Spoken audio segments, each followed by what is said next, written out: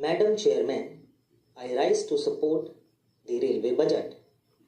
At the outset, I congratulate the Honorable Minister for presenting a socio-economic, development-oriented budget for the first time by giving concessional and free journey facility by rail to war and police widows, disabled and industrial workers awarded for productivity and technological innovation. This will certainly boost the morale of workers for increasing productivity. I am not happy at the second class fare increase. Due to financial constraints, the Honorable Minister has been forced to increase the second class rail fare. The second class rail fare should not have been increased and the passengers should have been spared of this increase in the second class fare. The Honorable Minister has announced several measures to modernize and improve the working of the railways. The railways are the lifeline of the nation. Therefore, the railways in India really need upgradation and modernization.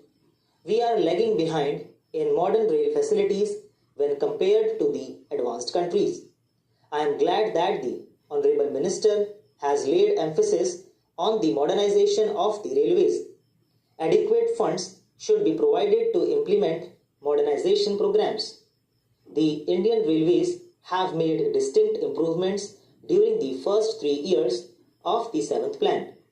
The Honorable Minister deserves congratulations for this, but many more works are yet to be undertaken, and I hope with the efficiency and dedication of the ministry as well as with the dynamic minister, the Indian Railways will make further improvements in the remaining years of the 7th plan. Sir, I thank the Honorable Minister for exempting goods rate hike in respect of certain commodities like fertilizers, food grains, fodder, livestock, pulses, edible oils, salt, etc. These are the essential commodities of common use. So, this exemption will provide a great relief to the common man. Large parts of the country faced an unprecedented drought during 1987. The railways ensured massive movement of diesel, food grains and edible oils to the drought-affected areas. The track restoration work in the northeastern parts of the country after the flood was also commendable. Despite all these hurdles, the freight performance of the railways has surpassed the annual target. The credit goes to the employers and workers of the railways for these performances. I thank the Honorable Minister for performing such a challenging task in an extremely efficient and commendable way. Sir, 64 new trains have been introduced during 1987-88. The frequency of some existing trains has also been increased. There was a demand to provide track service between capitals of southern states and the national capital Delhi. I am happy to say that superfast express services have been provided between Delhi and capitals of the 4 southern states Bangalore, Hyderabad, Madras and Thiruvananthapuram during 1987-88.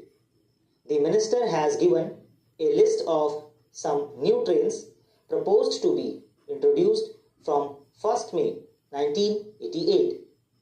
Now, I would like to say a word about computerization of passenger reservation. The government have taken steps in this respect, but it is limited to Delhi and a few metropolitan cities. I am glad to learn that computerized passenger reservation facility is going to be introduced at some other cities like Ahmedabad, Bangalore, Bhopal, Lucknow and Hyderabad. I urge upon the government to extend such a facility to Mysore also. I would like to say a few words about my state of Karnataka. Karnataka is very deficient on broad gauge compared to other states in the south. Therefore, I would like to press for a more rapid conversion of the trunk routes in that state into broad gauge. There is reluctance on the part of the trade and industry to expand their industrial establishment and trade. The broad gauge would provide them uninterrupted rail transit for their raw materials and finished goods.